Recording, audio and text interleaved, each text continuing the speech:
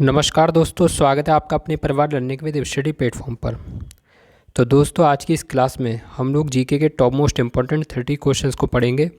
ये सभी प्रश्न आने वाली सभी परीक्षाओं के लिए काफ़ी महत्वपूर्ण हैं। तो आप में से जो भी स्टूडेंट कॉम्पिटिटिव एग्ज़ाम की तैयारी कर रहे हैं वे सभी इस क्लास को शुरू से लेकर अंत तक जरूर देखें, जिससे परीक्षा में आपका कोई भी प्रश्न गलत ना हो। तो चलिए दोस्तों, क्लास की शुरुआत करते हैं आज के फर्स्ट क्वेश्चन से। तो दोस्तों, आज की क्लास का हमारा फर्स्ट क्वेश्चन है, छत्तीसगढ़ में स्थित हंसदेव घाटी की खदानें किसके लिए प्रसिद्ध हैं। तो आपको याद रखना है कि जो छत्तीसगढ़ में हंसदेव घाटी की खदानें हैं ये कोयला के लिए प्रसिद्ध हैं। किसके लिए दोस्तों प्रसिद्ध हैं? ये हैं कोयले के लिए। चलिए अगला क्वेश्चन है, भारत की सबसे बड़ी प्रायद्वीपीय नदी कौन सी है। दोस्तों बहुत ही इंपॉर्टेंट क्वेश्चन है, कई बार पूछा गया है। तो आपको याद रखना है कि जो भारत की सबसे बड़ी प्रायद्वीपीय नदी है वो है आपकी गोदावरी नदी, यानी कि ऑप्शन ए करेक्ट हो जाएगा। नेक्स्ट क्वेश्चन है, पानीपत का तृतीय युद्ध कब हुआ था। तो दोस्तों आपको याद रखना है कि जो पानीपत का तृतीय युद्ध हुआ था ये होता 1761 ईस्वी में। कब हुआ था? 1761 ईस्वी में। इसमें अहमद शाह अब्दाली ने मराठों को हराया था। पानीपत का प्रथम युद्ध 1526 में हुआ था और द्वितीय युद्ध हुआ था 1556 में। फिलहाल इस क्वेश्चन का राइट आंसर होगा ऑप्शन सी। चलिए अगला क्वेश्चन है, चित्रकला की पट्टचित्र शैली निम्नलिखित में से किस राज्य की सबसे पुरानी लोकप्रिय शैली है। तो आपको याद रखना है कि जो चित्रकला की पट्टचित्र शैली है ये हमारे उड़ीसा राज्य की सबसे पुरानी लोकप्रिय कला है। चलिए अगला क्वेश्चन है, कुडनकुलम नाभिकीय विद्युत परियोजना किस राज्य में स्थित है। तो दोस्तों आपको याद रखना है कि जो कुडनकुलम नाभिकीय विद्युत परियोजना है ये हमारे तमिलनाडु राज्य में स्थित है। चलिए अगला क्वेश्चन है, निम्नलिखित में से कौन संतूर वादक हैं। तो भाई याद रखना कि जो संतूर वादक है वो हैं शिव कुमार शर्मा। कौन है दोस्तों शिव कुमार शर्मा? ये एक संतूर वादक हैं। चलिए नेक्स्ट क्वेश्चन है, रिपब्लिक पुस्तक का लेखक कौन है। बहुत ही इंपॉर्टेंट बुक है, कई बार परीक्षाओं में पूछा गया है। तो भैया जो रिपब्लिक पुस्तक का लेखक है वो है प्लेटो। चलिए दोस्तों अगला क्वेश्चन देख लेते हैं, निम्नलिखित में से कौन सा राज्य 2014 में भारत का 29वां राज्य बना है। तो दोस्तों वर्ष 2014 में भारत का 29वां राज्य बना था तेलंगाना। ठीक है, ये दोस्तों 2 जून 2014 को भारत का 29वां राज्य बना था। चलिए अगला क्वेश्चन देखते हैं, बल का एसआई मात्रक क्या है। तो दोस्तों आपको याद रखना है कि जो बल का एसआई प्रणाली में मात्रक होता है वो होता है न्यूटन, यानी कि ऑप्शन डी यहाँ पर आपका करेक्ट हो जाएगा। अगला क्वेश्चन है, वर्ष 2011 की जनगणना के अनुसार भारत का सबसे साक्षर राज्य कौन सा है। तो आपको याद रखना है कि वर्ष 2011 की जनगणना के अनुसार भारत का सबसे साक्षर राज्य केरल है, यानी कि ऑप्शन ए यहाँ पर आपका करेक्ट हो जाएगा। और अगर पूछा जाए कि सबसे कम पढ़ा लिखा राज्य कौन सा है तो वो है आपका बिहार। चलिए नेक्स्ट क्वेश्चन है, बहुत ही इंपॉर्टेंट क्वेश्चन है और आरआरबी एनटीपीसी में ये क्वेश्चन पूछा गया था कि बताइए दहेज प्रतिषेध कब लागू हुआ था। तो दोस्तों जो दहेज प्रतिषेध का नियम है ये वर्ष 1961 में लागू हुआ था, यानी कि ऑप्शन ए यहाँ पर आपका करेक्ट हो जाएगा। चलिए अगला क्वेश्चन है, आर के नारायण का पहला उपन्यास निम्नलिखित में से कौन सा है। तो दोस्तों ये सारे उपन्यास आर के नारायण के हैं, बहुत ही इंपॉर्टेंट हैं। तो यहाँ पर पूछा गया कि पहला उपन्यास कौन सा है, तो राइट आंसर होगा ऑप्शन डी, यानी कि स्वामी एंड फ्रेंड्स। चलिए अगला क्वेश्चन है, भारतीय अंतरिक्ष अनुसंधान समिति का गठन कब किया गया था। तो आपको याद रखना है कि दोस्तों जो भारतीय अंतरिक्ष अनुसंधान समिति है इसका गठन वर्ष 1962 में किया गया था। चलिए अगला क्वेश्चन देख लेते हैं, कोशिका की खोज किसने की थी। तो दोस्तों याद रखना है कि जो कोशिका की खोज है ये रॉबर्ट हुक ने की थी। अच्छा कब की थी? तो सन आपको जरूर याद रखना है, कई बार पूछी गई है, वर्ष 1665 में। चलिए अगला क्वेश्चन है, इंटरपोल का हेडक्वार्टर कहाँ पर है। तो दोस्तों जो इंटरपोल का मुख्यालय है ये आपके फ्रांस में है। किस में है दोस्तों? ये है फ्रांस में। फ्रांस में एक शहर है लियोन्स। ठीक है दोस्तों, कौन सा शहर है? लियोन्स। तो इंटरपोल का जो हेडक्वार्टर है वो फ्रांस के ल्योन्स शहर में है। चलिए अगला क्वेश्चन है, ये भी पूछा जा चुका है आरआरबी एनटीपीसी की परीक्षा में। www का आविष्कार किसने किया था? तो दोस्तों आपको याद रखना है कि जो www है इसका आविष्कार किया था टिम बर्नेस-ली ने। ठीक है, www का पूरा का नाम होता है वर्ल्ड वाइड और वेब। तो इसका आविष्कार किसने किया था? तो ये किया था टिम बर्नेस-ली ने, यानी कि ऑप्शन डी यहाँ पर आपका करेक्ट होगा।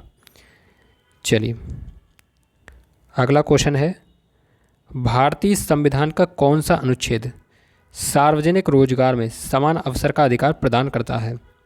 तो आपको याद रखना है कि जो भारतीय संविधान का अनुच्छेद नंबर 16 है जिसमें लिखा गया है कि लोक नियोजन के विषय में अवसर की समानता, तो ये वाला जो आर्टिकल है ये सार्वजनिक रोजगार में समान अवसर का अधिकार प्रदान करता है। चलिए अगला क्वेश्चन है, पृथ्वी को सूर्य की परावैंगनी किरणों से कौन सुरक्षित रखता है? तो दोस्तों इसका राइट आंसर होगा ओजोन, यानी कि ऑप्शन सी यहाँ पर आपका करेक्ट होगा। चलिए हाँ दोस्तों, ओजोन किस मंडल में पाई जाती है ये भी याद रखना। ओजोन जो है ये समताप मंडल में पाई जाती है। ठीक है, ओजोन किस मंडल में पाई जाती है? तो ओजोन समताप मंडल में पाई जाती है और ओजोन दिवस 16 सितंबर को मनाया जाता है। ये 2-3 पॉइंट हैं जो कई बार परीक्षाओं में पूछे गए हैं। अगला क्वेश्चन है, कंप्यूटर का मस्तिष्क किसे कहा जाता है? तो भैया कंप्यूटर का मस्तिष्क CPU को कहा जाता है। चलिए अगला क्वेश्चन है, राष्ट्रीय विज्ञान दिवस कब मनाया जाता है? ये लगभग कई परीक्षाओं में मैंने खुद अपने आप देखा है, ये बहुत बार क्वेश्चन पूछा गया है, कई बार ये रिपीट होता है, तो इसलिए इसको याद रखना कि जो राष्ट्रीय विज्ञान दिवस है ये 28 फरवरी को मनाया जाता है, यानी कि क्वेश्चन का राइट आंसर ऑप्शन बी होगा। चलिए अगला क्वेश्चन है, निम्नलिखित में से किस उपकरण के द्वारा भूकंप का पता लगाया जाता है? बहुत ही इंपॉर्टेंट क्वेश्चन है, तो आपको याद रखना है कि जो भूकंप का पता है वो सिस्मोग्राफ के द्वारा लगाया जाता है। अच्छा दोस्तों, हाइग्रोमीटर के द्वारा क्या नापा जाता है? तो जो वायुमंडल में जो आर्द्रता होती है, क्या दोस्तों होती है? आर्द्रता। तो हाइग्रोमीटर जो है ये वायुमंडल में व्याप्त आर्द्रता को मापता है। कार्डियोग्राम जो होता है दोस्तों ये हृदय की गति को नापता है। ठीक है, जो हृदय की गति होती है उसको नापने का काम कौन करता है? कार्डियोग्राम। और फेरोमीटर जो होता है दोस्तों, फेरोमीटर जो होता है ये समुद्र की गहराई को नापता है। ठीक है दोस्तों, समुद्र की गहराई को नापता है, ये चीज़ आपको याद रखनी है। तो फिलहाल भूकंप का पता किसके द्वारा लगाया जाता है? सिस्मोग्राफ के द्वारा, यानी कि ऑप्शन डी यहाँ पर आपका करेक्ट होगा। चलिए अगला क्वेश्चन है, गोबर गैस में मुख्य रूप से कौन सी गैस होती है? तो दोस्तों याद रखना है कि जो गोबर गैस है इसमें मुख्य रूप से आपकी मीथेन गैस होती है। ठीक है, गोबर गैस में दोस्तों कौन सी गैस होती है? ये मीथेन गैस होती है। और मीथेन गैस का एक बार फार्मूला भी रेलवे के एग्ज़ाम में पूछा गया था, तो ये होता है CH4। ठीक है दोस्तों, ये होता है CH4। चलिए ये बहुत ही इंपॉर्टेंट क्वेश्चन है, ये BPSC की परीक्षा में पूछा जा चुका है और भी कई एग्जाम में SSC में कई बार पूछा गया है। दोस्तों काकरापारा परमाणु विद्युत गृह कहाँ स्थित है? तो आपको याद रखना है कि जो काकरापारा परमाणु विद्युत गृह है ये हमारे गुजरात राज्य में स्थित है। और गुजरात के किस ज़िले में है? तो ये भी आपको याद रखना है, तो ये है सूरत ज़िले में। चलिए तो यानी ऑप्शन यहाँ पर ए करेक्ट होगा। चलिए दोस्तों अगला क्वेश्चन देख लेते हैं।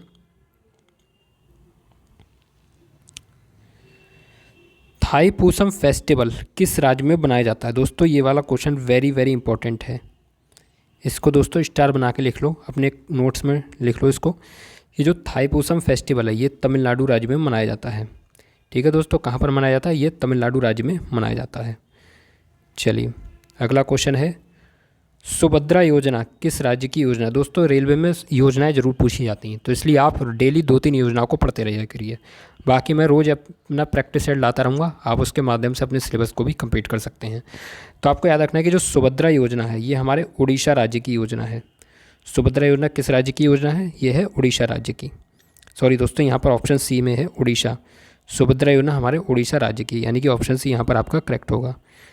चलिए अगला क्वेश्चन है, हाल ही में सतलुज जल विद्युत निगम ने भारत के पहले बहुउद्देशीय ग्रीन हाइड्रोजन प्रोजेक्ट का उद्घाटन किस राज्य में किया है? ये दोस्तों करंट अफेयर का क्वेश्चन है।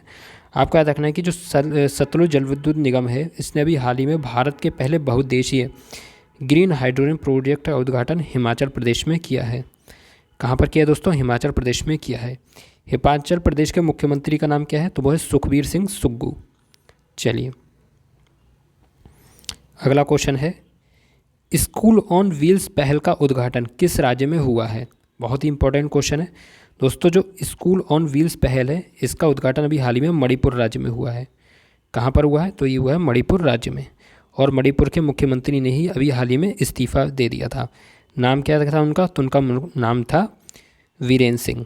चलिए एक बार लिख देता हूँ वीरेंद्र सिंह, जिससे आपको याद रखें, क्योंकि अभी ये चर्चाओं में रहे हैं। तो अभी हाल ही में जो मणिपुर के मुख्यमंत्री वीरेंद्र सिंह हैं, इन्होंने इस्तीफ़ा दे दिया और मणिपुर में ही अभी राष्ट्रपति शासन भी लागू किया गया है। चलिए अगला क्वेश्चन है, हाल ही में किस देश के माउंट कनलाउन ज्वालामुखी में विस्फोट हुआ है? बहुत ही इंपॉर्टेंट क्वेश्चन है भैया। जो माउंट कनलाउन ज्वालामुखी है इसमें अभी हाल ही में विस्फोट हो गया है। ये किस देश का है? तो यह है फिलीपींस राज्य का। फिलीपींस की दोस्तों राजधानी क्या है? फिलीपींस की राजधानी है मनीला। ठीक है दोस्तों, फिलीपींस की राजधानी क्या है? तो ये है मनीला। चलिए अगला क्वेश्चन है, अंतर्राष्ट्रीय क्रिकेट में 600 छक्के लगाने की उपलब्धि हासिल करने वाले विश्व के पहले क्रिकेटर कौन बन गए हैं? तो दोस्तों अभी हाल ही में अंतर्राष्ट्रीय क्रिकेट में 600 छक्के लगाने की उपलब्धि हासिल करने वाले विश्व के पहले क्रिकेटर रोहित शर्मा जी बन गए हैं। चलिए अगला क्वेश्चन है, भारत ऑस्ट्रेलिया का संयुक्त सैन्य अभ्यास ऑस्ट्र हिंद कहाँ हुआ है? दोस्तों युद्धाभ्यास बहुत ही इंपॉर्टेंट है, रेलवे में बहुत पूछे जा रहे हैं। अभी आरपीएफ के एग्ज़ाम भी हुए हैं, टेक्नीशियन के एग्ज़ाम हुए जहाँ पर युद्धाभ्यास से क्वेश्चन पूछा गया है। तो इसलिए एक भी युद्धाभ्यास को मिस मत करना है। ठीक है दोस्तों, बाकी आप हमारी क्लास को देखते हैं ना, तो मैं ये सारे आपको कंप्लीट करा दूंगा। तो आपको याद रखना है कि जो भारत ऑस्ट्रेलिया का संयुक्त सैन्य अभ्यास ऑस्ट्र हिंद है, ये अभी हाल ही में महाराष्ट्र राज्य में हुआ है। किस राज्य में हुआ है? महाराष्ट्र राज्य में। तो दोस्तों इसी के साथ आज के हमारे जो टॉप 30 क्वेश्चन हैं इसकी क्लास कंप्लीट हो गई है। अगर आपको हमारी क्लास पसंद आई तो प्लीज़ क्लास को लाइक करके चैनल को सब्सक्राइब जरूर कर दें। साथ ही बेल आइकन को दोस्तों जरूर प्रेस करें, जिससे हमारी हर क्लास आप तक सबसे पहले पहुंचती रहे। और दोस्तों कमेंट बॉक्स में ज़रूर बताएं कि क्लास आपको कैसी लगी है। तो ठीक है फ्रेंड्स, इसी तरह विदा लेते हो, मिलते हैं नेक्स्ट क्लास में। तब तक के लिए नमस्कार, जय हिंद, वंदे मातरम।